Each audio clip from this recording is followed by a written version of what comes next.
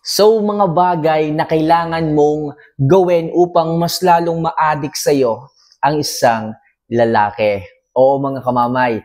Upang sa ganon, mas mahumaling sa'yo ang isang lalaki, lagi kanyang habulin, lagi kanyang kaadikan, ito mga kamamay ang kailangan mong gawin. So bago natin pag-usapan, bago ko i-share sa inyo yung ganito klase ng love advice, isa lang palagi ang hinihiling ko mga kamamay.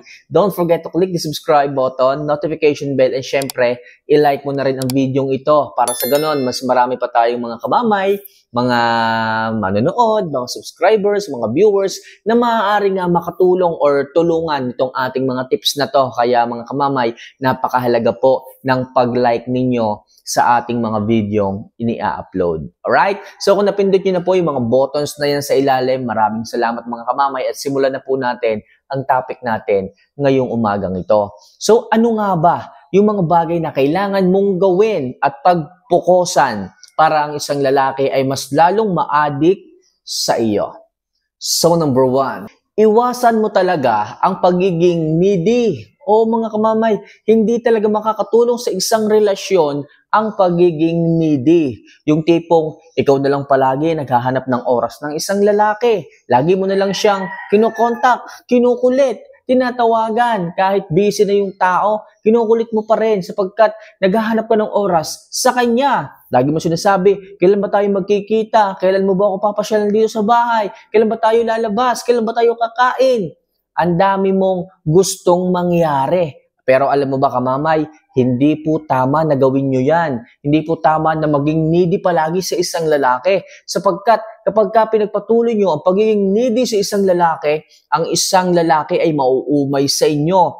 Ang isang lalaki ay hindi magkakaroon ng pagkakataon na isipin, alalahanin at sumagi ka sa isipan nila. Bakit? Sa halip na mag-isip siya, sa halip na sumagi sa kanyang isipan na ano kayang ginagawa ni babe? Hindi. Lagi niyang nakikita ang message mo. Lagi niyang nakikita na meron ka na palang 5 missed call. Sino ba namang makakami sa isang babae kung ganyan kung magparamdam? Ganyan kung mag-update? Oo mga kamamay, naiintindihan ko kayo. Mahal niyo ang isang lalaki. Naiintindihan ko kayo. Sapagkat meron kayong malasakit sa kanya. Naiintindihan ko kayo. Sapagkat gusto niyo lang silang makausap. Okay, makatawagan, which is, hindi naman po mali yun. Ang sabi ko lang dito, yung pagiging sobrang needy. Kasi nagiging needy na kayo eh. Yung tipong tawagan nyo lang sila sa isang araw ng isang beses, makausap nyo siya, okay na po yun. Pero yung tipong, naku, break time ni Honey ngayon, tatawagan ko. O naku, after 1 hour, tatawagan ko ulit. Huwag ganun mga kamamay. Pagiging needy na po ang tawag doon at ang isang lalaki ay hindi magkakaroon ng oras na isipin ka, hindi magkakaroon ng oras na mag-alala sa'yo at tanungin ka. Kaya kung gusto mo na mas ma-addict sa'yo ang isang lalaki, kailangan sila mismo ang magtaka, ang mag-isip kung ano bang ginagawa mo. Paano mo yun gagawin? Syempre, sabi ko nga, hindi mo kailangan maging needy. Hindi mo kailangan palaging magparamdam sa kanila. Kung hindi sila nagpaparamdam, hayaan mo, tiisin mo, kayanin mo, alam kung kaya mo yan. Para sa ganon, ang isang lalaki ngayon ang naghahabol sa inyo at hindi ikaw. So number 2, para maging addict o mas ma-addict sa'yo ang isang lalaki, huwag ka palaging kumontak sa kanya. So ito nga yung sinasabi ko sa inyo kanina kamamay, ano? So huwag kayong masyadong magparamdam sa isang lalaki. Huwag kayong masyadong kumontak sa kanya sapagkat hindi rin yan makakatulong upang mas ma-addict sa'yo ang isang lalaki, upang mas hanap-hanapin ka ng isang lalaki sapagkat lagi ka nagpaparamdam eh. Diba, sabi nga dito sa mundong ito, saka lang naman natin hinahanap ang isang bagay kung ito ay hindi natin nararamdaman. Pero ano ginagawa nyo? Lagi kayong nagpaparamdam, lagi kayong nagme-message, lagi kayong nagchat-chat, lagi kayong tumatawag. Sino ba namang makakami sa isang babaeng ganyan? Di ba wala? Kasi pinapangunahan nyo po. Hayaan nyo po na ang isang lalaki ang makaramdam ng pagkamis sa iyo. Hayaan mo na ang isang lalaki ang makaramdam na parang may kulang sa kanyang araw at yun nga ay hindi ka makausap. Hayaan mong siya ang mag-first move na tawagan ka, na i-message ka. At sigurado ko mga kamamay, mas masarap sa feeling ng isang babae kung ang isang lalaki ang magpaparamdam sa iyo.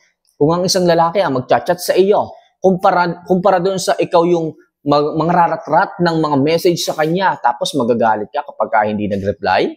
Alam mong may trabaho, alam mong may pasok, hinihintayan mo ng reply, Alam mo, hindi makakahawak ng cellphone sapagkat meron silang ginagawang mahalaga pero magagalit ka kapag late na nag-reply. Di ba? Nasa sa inyo rin mga kamamay minsan ang dahilan kung bakit kayo nagagalit.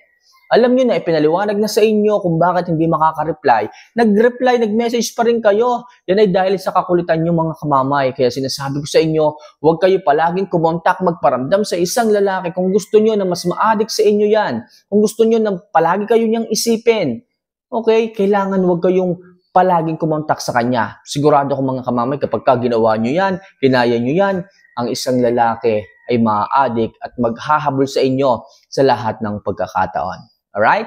So next, mag-focus ka sa mga bagay na hilig mo. Oo mga kamamay, hindi ka palaging dapat maghabol sa isang lalaki. Hindi ka palaging kumokontak sa kanya. Hindi ka palagi dapat nagiging needy sa kanya. Sa madaling sabi, mag-focus ka muna sa mga hilig mo. Huwag puro lalaki, huwag puro love life.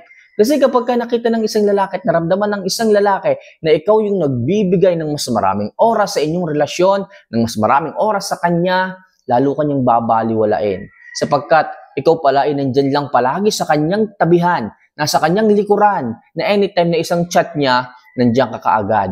Ayokong mangyari yon. Ang gusto kong mangyari, iparamdam nyo sa isang lalaki na po pwede siyang mag-worry sapagkat ikaw ay busy sa ibang mga bagay, sapagkat ikaw ay hindi palaging nakafocus sa kanya, sapagkat ikaw ay laging hindi nagchat-chat sa kanya. So gawin nyo yan at maging madiskarte kayo sa buhay, mag-focus kayo sa mga hilig nyo.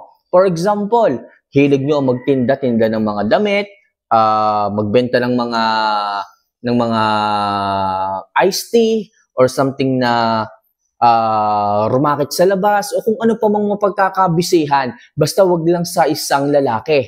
Para sa ganun, ang isang lalaki ay mag-isip sa inyo. Okay? Ang isang lalaki ay maging interesado sa inyo at mas lalo siyang ma-addict sa inyo sapagkat hindi ka lagi nakapokus sa kanya. Sapagkat ang isang babae ay hindi palaging nag-aaksaya ng oras sa kanya. Mas gusto namin yung kamamay. Mas gusto namin na nabibigyan nyo kami ng thrill, ng challenge sa pag-iisip pagdating sa inyo. Diba? At magagawa nyo yan mga kamamay kung kayo ay magpo-focus sa mga bagay-bagay, sa inyong mga hilig, sa inyong mga bagay na makapag-i-improve sa inyong sarili, makakatulong yun mga kamamay. Kaya lagi ko sinasabi sa inyo, huwag puro pag-ibig, huwag puro lalaki ang isipin, huwag puro pangungulit, huwag maging needy. Sa madaling sabi, mag-focus ka sa mga hilig mo sa buhay mo. Alright? So next, kailangan maging maalaga at mapag-ayos ka sa iyong sarili. Oo mga kamamay, isa rin po itong factor and tips upang sa ganon, ang isang lalaki ay mas lalong ma-addict sa iyo. Kabaliktaran nito kapag hindi ka nag-aalaga ng sarili mo, hindi ka nag-aayos, hindi ka nagpapaganda, hindi ka nagsiself-improve, walang lalaki ang magtatagal sa isang relasyon na ganyan. Kailangan, sinasabi ko palagi sa inyo, para kaadikan ka, kailangan araw-araw ka nag-i-improve, araw-araw kang gumaganda, araw-araw kang nagiging hot. Makakatulong yan mga kamamay sa inyong relasyon sapagkat ang isang lalaki ay paraging naghahanap ng improvement. Ang isang lalaki ay naghahanap kung ano ba ang meron ka na wala sa iba. Pero kung ang nangyayari dyan is meron sila na wala ka, malamang maiiwanan ka. Malamang ipagpapalit ka. Kaya kung gusto mo na ma-addict sa iyo ang isang lalaki, kailangan sa iyo pa lamang makumpleto recados mo na ang kailangan niya. Hindi na siya kailangan tumingin pa sa iba. Hindi na siya kailangan pang maghanap ng iba. Kung anong wala sa'yo, kailangan i-improve mo. Kung wala kang puwet, kung wala kang dibdib, i-improve mo, mag-self-improve ka, mag-gym ka, makakatulong yun mga kamamay. Hindi yung puro kayo reklamo. Hindi yung puro sinasabi niyo palagi, iniwan mo ako dahil ba wala akong ganito? Iniwan mo ako dahil maliit ang ganito ko? Alam niyo naman pala yan dahilan. Kailangan i-improve niyo yun mga kamamay. Konting sipag, konting sakripisyo upang ang isang lalaking mahal ninyo, upang ang isang lalaking nagmamahal sa inyo ay hindi magbago. Kailangan araw-araw kayo mag-self-improve, araw-araw kayo mag-ayos, magpaganda. Makakatulong yan mga kamamay pagdating sa inyong relasyon para parehas kayong masaya.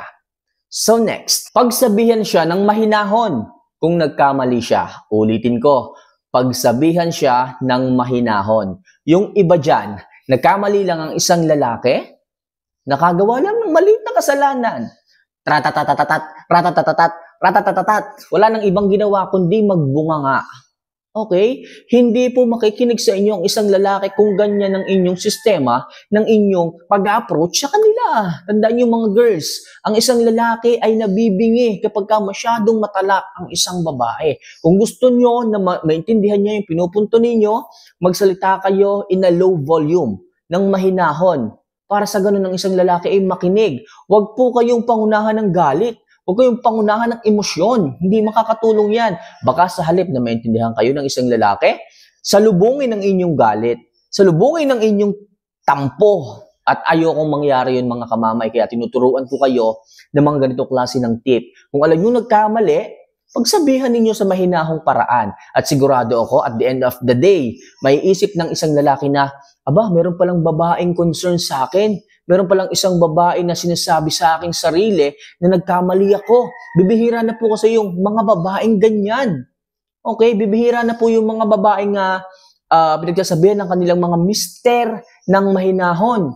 Okay? Karamihan dyan, ratatatatat, nakakabingi. Kaya mga kamamay, kung alam nyo na nagkamali ang isang lalaki, huwag masyadong mataas ang boses, iparamdam ninyo sa kanila na nandoon yung concern ninyo at gusto nyo silang maitama. At sigurado ko at the end of the day, marirealize nila na merong isang mabuting tao, isang mabuting babae, isang mabuting asawa, isang mabuting jowa na kagaya nyo na handa silang tanggapin pa rin kahit nagkamali sapagkat iniisip nila na maaari kang magbago. So yun lang mga kamamay ang ilang mga tips upang sa ganon mas lalong ma-addict sa inyo ang isang lalaki. So paano mga kamamay, maraming salamat sa pagtapos ng video ito at sana ay suportahan niyo pa po mga kamamay itong ating channel, ang aking mga uploads, ang aking mga video ginagawa. Okay, kung may mga katanungan kayo about sa inyong buhay pag-ibig, huwag niyo sana kalimutan na pindutin ang subscribe button, notification bell, and syempre i-like niyo na rin po ang video ito for more video and love advice pa na maaari kong i-advise sa inyo. Sa mga gusto magpa-advise, comment lang po kayo or pwede niyo po akong i-message. Alright, so paano mga kamamay? See you for our next vlog. Paalam po.